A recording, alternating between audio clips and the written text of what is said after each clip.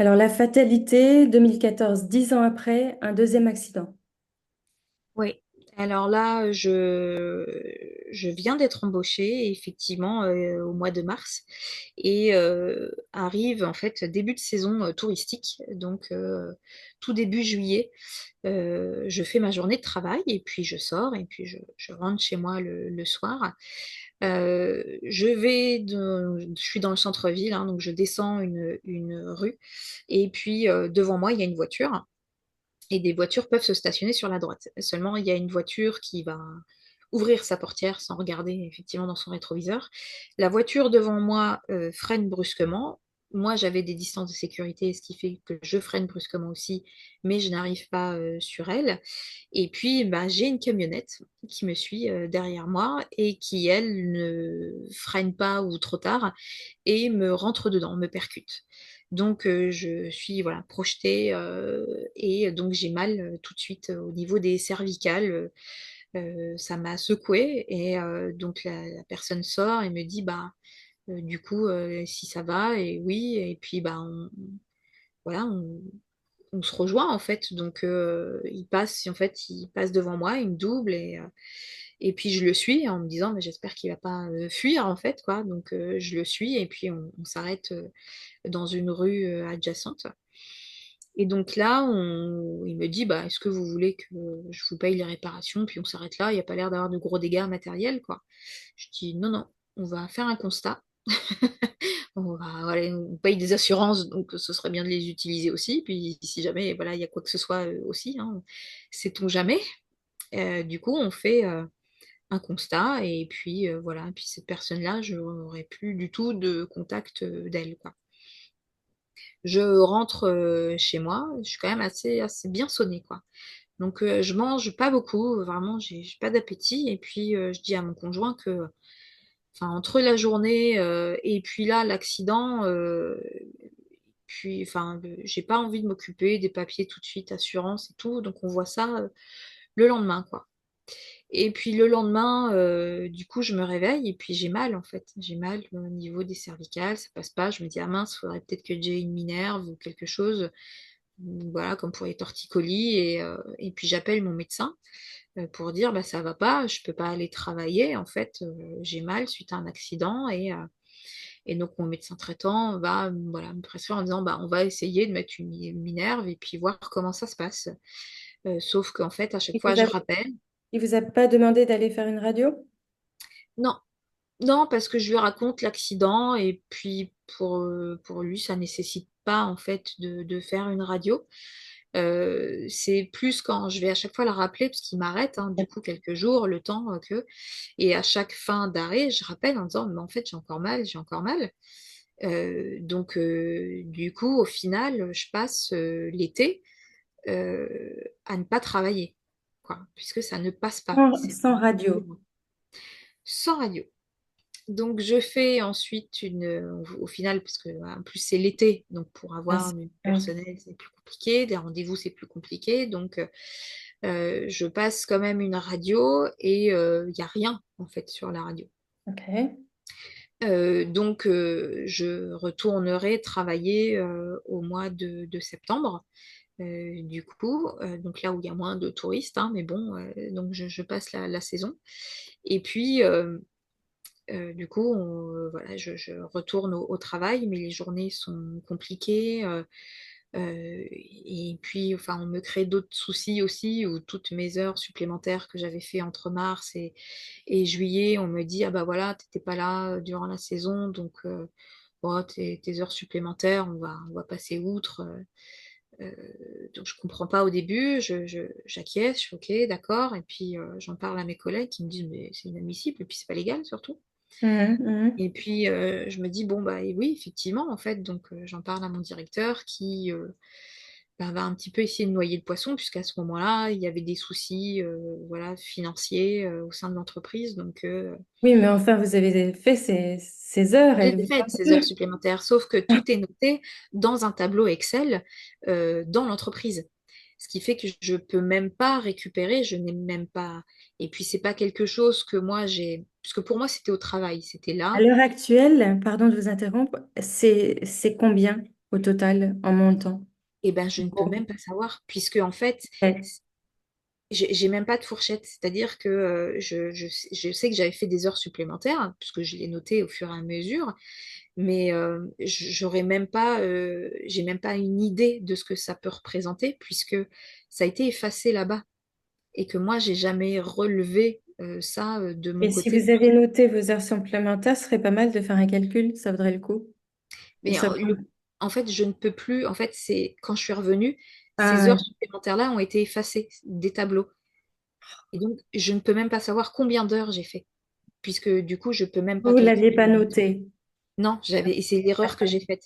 C'est-à-dire que effectivement, normalement, ben, en fait, c'est bien de savoir que quand on fait des heures supplémentaires, c'est bien de les noter, non pas que au travail, puisque c'est sur un logiciel qu'on puisse y avoir accès, nous, en tout cas Tout à en fait. perso. Mais voilà, La j'ai personne des déposé. ressources humaines, comme elle est ancienne dans cette entreprise, elle peut retracer ça. C'est euh, elle, cette personne qui a effacé?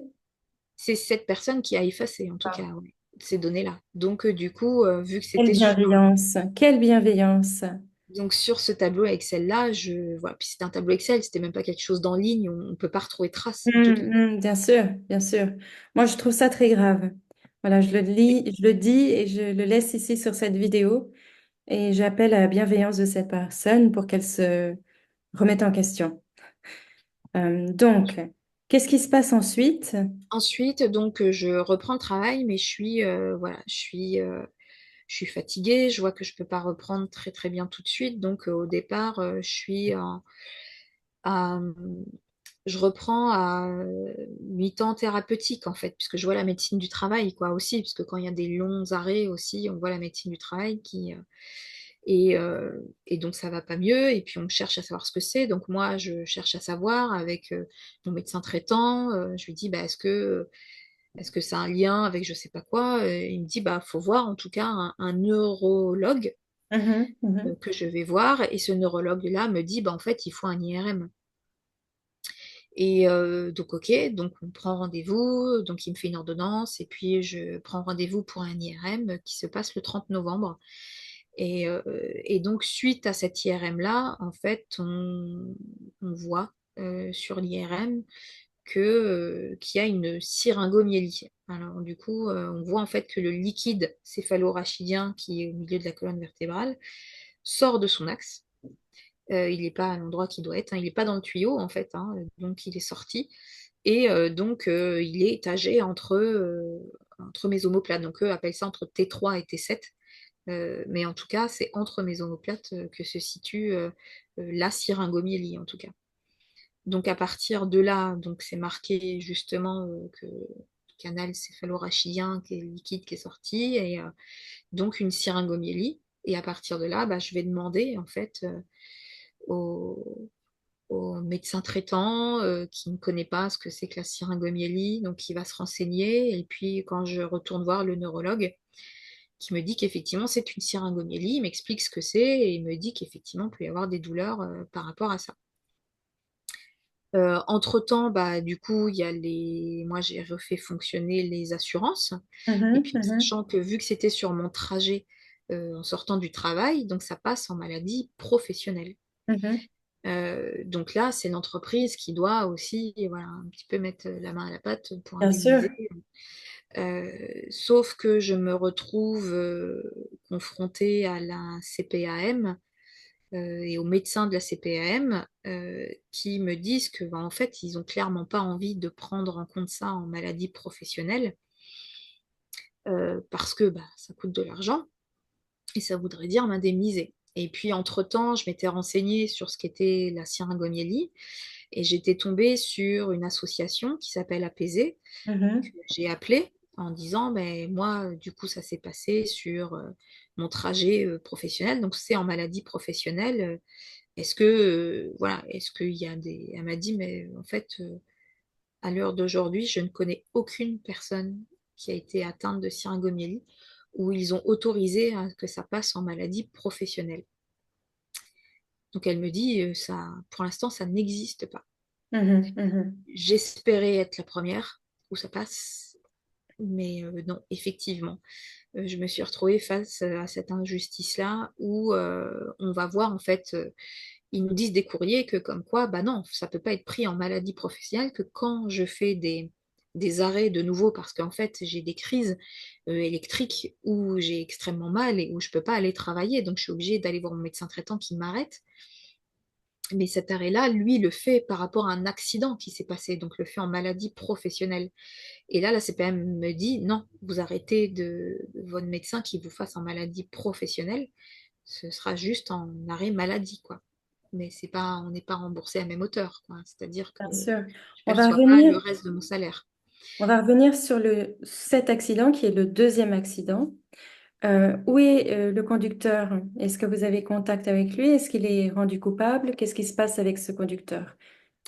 Il n'y a plus rien, en fait, à part le constat qui nous unit, c'est-à-dire que lui, après, enfin, de toute façon, à partir du moment où moi, mon accident, c'est comme si, en fait, la syringomyelie n'est pas reliée à l'accident. Donc, finalement, il n'y a rien qui relie l'accident qui s'est passé, lui à moi, pas même les assurances, puisque l'assurance s'en fiche de, voilà, puisqu'il n'y a rien, en fait, qui Pourtant, est reconnu. vous avez l'accident et c'est dans la nuit que les douleurs commencent à se déclencher et puis ensuite elles vont devenir de plus en plus fréquentes. Donc il y a un lien direct avec Il y l'accident. a un lien direct, c'est-à-dire que c'est ce que je dis même au médecin de la CPM en Bien disant, mais sûr. dans ces cas-là, si c'est pas la syringomyélie, parce qu'il m'a quand même osé me dire qu'une syringomyélie, ça fait pas mal, donc ce à quoi je lui réponds, bah, dans ces cas-là, si ça fait pas mal, d'où viennent ces douleurs? Et donc il me dit, bah, je sais pas, faut voir avec les médecins. Merci Donc il Dorine perd pour ce tranquille, tu vois. témoignage. Nous allons faire un point ensuite sur la partie judiciaire. Ouais. Est-ce que vous voulez décrire ou mettre un mot de fin sur cet deuxième accident? Que là, c'est l'injustice totale qui commence, quoi, pour le deuxième accident. Merci.